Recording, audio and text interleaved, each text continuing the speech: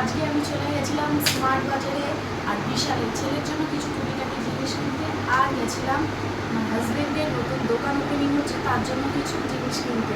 এখন চলে এসেছি 10টার সময়, এখন বাজে 10টা। আর এই একটা তোয়ালে ছেলে, এটা হচ্ছে আমার হাজবেন্ডের দোকানের জন্য। পেন, ধূপকাঠি আর এই ব্যাগগুলো কিনেছি। এটা হচ্ছে আমার বাইরের দরজার বাইরে দেবো বলে আমার ঘরের জন্য এনেছি, আর ঘরের দোকানের জন্য এই দুটো ব্যাগ কিনেছি। আর এই যে ওর জিনিস পেয়ে জিনিস নিয়ে ব্যস্ত আর ব্যস্ত হয়ে গেছে, মুখে দিস না।